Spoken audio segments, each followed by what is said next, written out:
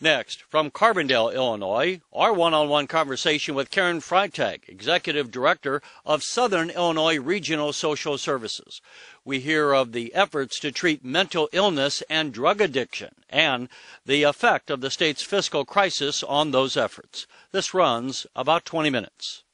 Karen Freitag with Southern Illinois Regional Social Services. Thanks for joining us on the Illinois Channel. Thanks for having me. Let's begin. First of all, what is it that you do here at the Southern Illinois Regional Social Services? Well, in a broad sense, we do mental health, substance abuse, and youth and family services. There are a lot of specifics within those services, but those are our main categories. And how many, what size of a region or territory do you service? Predominantly Jackson and Perry counties, but we do bring in people from surrounding counties as well. We may serve Union and others. And for those people who are watching this in the Chicago region, where are those counties? They're in pretty far south Illinois, in between the rivers, probably an hour from Cape Girardeau and Paducah, so close to Kentucky and Missouri. And you're headquartered right here in Carbondale. Yes, we are. When you, the predominant issue that you're trying to deal with is what? It's funding predominantly. We have lost a lot of funding over the past 3 years, and the impact has been less services to people in this area. And if people don't get the mental health, substance abuse, and family services that they need, then things happen in their lives that sometimes cause bigger problems. They may end up in emergency rooms with a crisis, or they could end up in jail. When you are dealing with, how do you call them patients or clients? Clients. They're people first. And how do your clients come to you? Are they, and is it an inpatient or outpatient treatment? We are all outpatient, but we do have some residential services. We have 24-hour care for some youth who are coming out of DCFS with a mental illness and need a little bit more care before they go into the adult room. And again, a lot of people don't know these acronyms. DCFS is? The Department of Children and Family Services. So these might be, or do you get children maybe who have also been in foster care? Yes, they have been in some kind of care all of their lives, and most recently a very structured group home type situation, because they have needed a lot of structure in order to be able to conduct their lives. You know, I think a lot of us, fortunately, have come from strong families, and so our ideas of what mental health problems are is maybe when we were feeling the blues. And right. I think a lot of us don't really appreciate maybe what are some of the specific kind of circumstances of the clients that you're dealing with. Delve into what is the background that your clients have come from, and I know it's going to be a variety of things, but tell us about some of that, and maybe we can get a better insight into some of the issues that you're trying to cure. Well, like you say, it is varied, because people from all walks can have a mental illness or a substance use disorder. We have dealt predominantly with people with very few resources and with the most difficult problems. For example, we are dealing in children with serious emotional disorders and in adults with serious and persistent mental illnesses. These are those that tend to have been longer lasting and affect people's lives more severely. It may be depression, but it's going to be major depression as opposed to something that just lasts a few weeks and is mild. So we're here in the Carbondale area, and in fact looking at some of the issues there in life in Southern Illinois, although it seems as I'm listening that a lot of what you're dealing with are really probably the same issues that mental health professionals would be dealing with anywhere in the state. There might be some specific causes. To what extent we tend to hear from law enforcement that methamphetamine is more of a problem in Southern Illinois than in Northern Illinois. How much do you run into clients who are addicted to methamphetamine, first of all? We certainly do, and it has been more of a problem in Southern Illinois.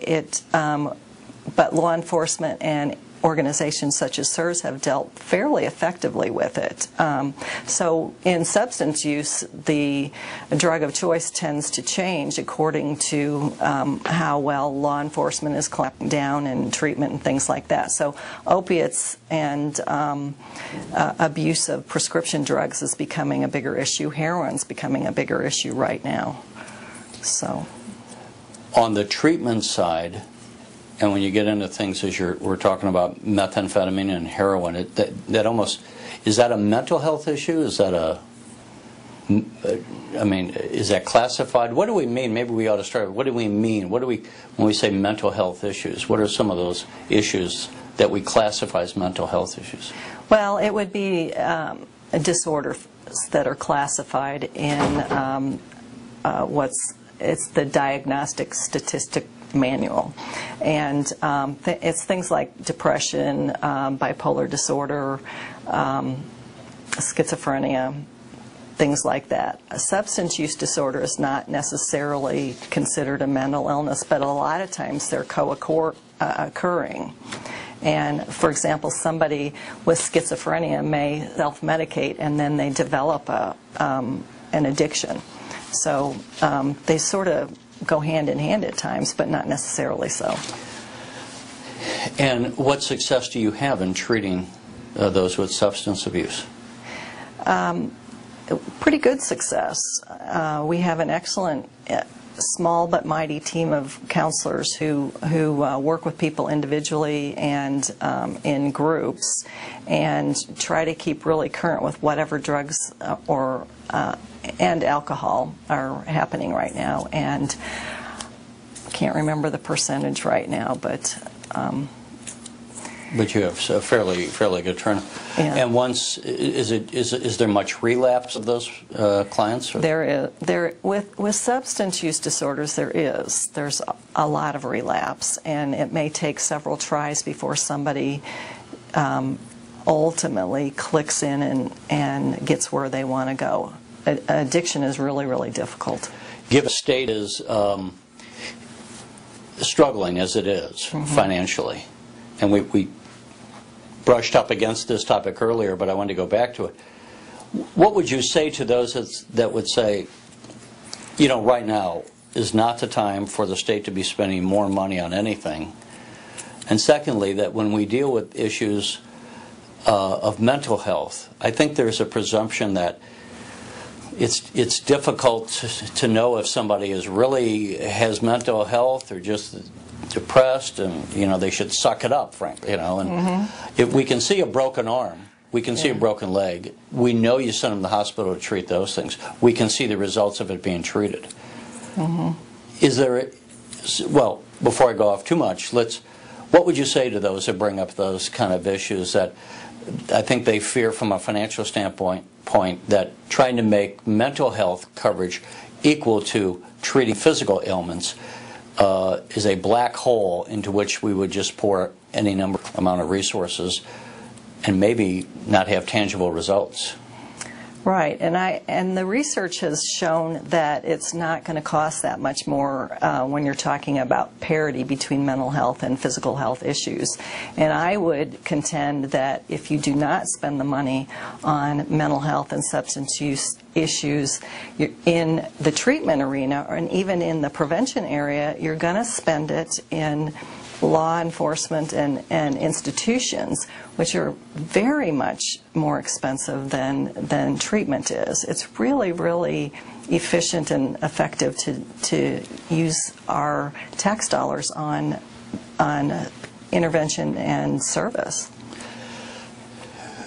Do you turn people away on the funding issue? Are you able to treat everyone? How does that? No, we are not anymore. We used to come close to treating everyone, but the amount of money that has been reduced has changed that. And what the state of Illinois has done, which is kind of similar to what a lot of states have done, is put their eggs in the Medicaid basket. So because they can get a federal match for Medicaid, they have changed the rule so that there's something called medical necessity, and we can provide service for that or treatment for that.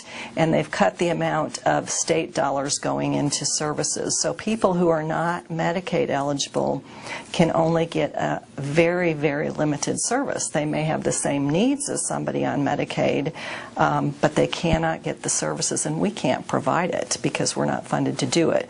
Now, if they have insurance, there are options, but they're limited, particularly for people with a serious mental illness who need a wide range of services and a lot of support in the community. Insurance doesn't necessarily cover that, so only something like Medicaid would, and state dollars used to. They don't anymore. How has your own budget fared over the last several years? We have lost $1 million, which is probably about 15%. So we have gone down dramatically. We've had to cut employees and really push those that are left here. They're working really hard. And you just had your 50th anniversary of the organization. Yes. What successes would you point to, or how would you quantify what good you've done within the community that would be an argument for further funding? Well, I think the success comes in the people.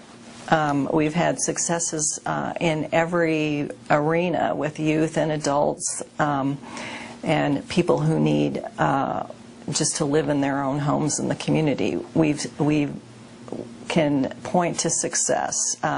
Keeping a kid out of jail and in school, for example. That child becomes a productive citizen. That's a huge success. We've had people with very serious illnesses. After working with them for a while, they are living in their own homes and may even go back to work. There are plenty of stories about people that we can point to, and I think that's the main issue. We're in the people business. I wanted to ask a question. I'm not sure if it's fair or not, but to what extent are mental health issues environmentally caused, or is there a biological basis for mental health issues as well? Yes, there are biological issues and there are environmental issues. Some people genetically have a predisposition to have a mental illness, and it may be within the family, or it may be something that happens just within that person. So depression, as an example, might run within a family? Yes, it could very well. But there are also environmental things. A trauma could cause a mental illness. It could develop into something. For sure, it could be a post-traumatic stress disorder, but then untreated trauma can develop into something much more serious. It's interesting you say the post-traumatic stress, and of course that could be anything. That could be after a car accident or something, or a working accident. But do you reminded me of veterans. Do you deal with veterans, or is that does the VA treat them? We may if they come to us, but the VA in this area is actually beefing up their services, and they're adding to their behavioral health services and going to attempt to serve predominantly everybody in that area.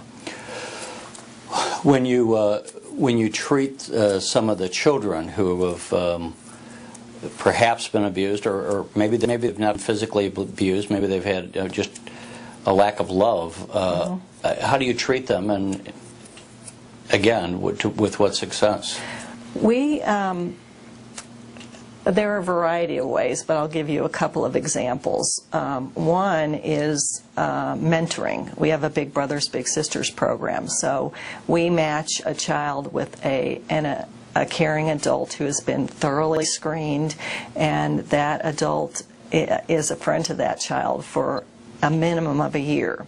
And the statistics show that that makes a huge difference in that child's life. They do better in school and do better in their relationships and things like that. So that's not necessarily treatment, but it's prevention, and it does make a big difference in that child's life. Another example is we've got groups that are called Spark groups, and they are a trauma type of treatment, and they work with kids around dealing with stress. And it is a 16-week program where these kids are taken through a process to be able to become more resilient, to deal with those stress issues and trauma issues, and it's shown a great deal of success. So that's two different kinds of things, a prevention issue and a group issue. And then we can work with individual counseling and or a variety of things. And we do prevention in the schools. And how do you do it in the schools? We go into classrooms and we use an evidence-based curriculum that takes them through some skill building types of things, just in general, and then we have a different focus that focuses on substance abuse prevention. So we are in schools in a couple of different ways, working with kids of different ages. You know, going back to that variation between treating a physical problem as compared to a mental, to what degree can you treat a mental illness and perhaps are treating it through prescription drugs? A lot of times the drugs can be used alone, but the best treatment is typically use of a drug in conjunction with some sort of therapy, like cognitive behavioral therapy, in addition to the drugs, has better results. And so if you have someone, well, I mean, if someone is depressed, can they, maybe it's a chemical imbalance in the brain that can be treated, and you find that there's some success with that then? Yes. And often a person may have lost some skills in that depression, and they need some therapy to help with their thinking patterns and behaviors, to change some behaviors and some thinking so that they get better as well. Before we close out, there's always been, unfortunately, a stigma about mental health. What would you say, and you know, as you know, I mean, as we say, it hits all classes of people. Right. We have some families that we hear in the news where one of the parents will go off and have a murder-suicide and maybe even kill their kids under the stress, maybe of losing a job. For anyone who's under undue stress, or maybe knows of someone who's just been suffering from a depression for a long time, what is your recommendation as far as them getting treatment? I recommend that they encourage treatment and also be a friend at the same time. It takes both. People with mental health issues need friends, and then they need to be encouraged to go to treatment. And what about the person themselves who might be just suffering a great deal of stress? To whom do they contact, or is there a clearinghouse? I mean, of course, this would be seen across the state. How do they even find out what services are available? Well, there are, for most people, there are websites, and you could probably start there. For somebody who's just looking for a few tips, you could start there, but there's usually something locally where they can go. You can start with your primary care physician and get some tips there on where to go. All right, very good. Well, Karen Freitag, I'm sure we could talk a little longer, but we appreciate you taking the time to meet with us on the Illinois Channel. Well, thank you so much. I enjoyed it. Thanks. Thanks. You're watching the Illinois Channel, an independent nonprofit corporation formed to provide gavel-to-gavel coverage of Illinois state government and other public affairs events taking place across Illinois.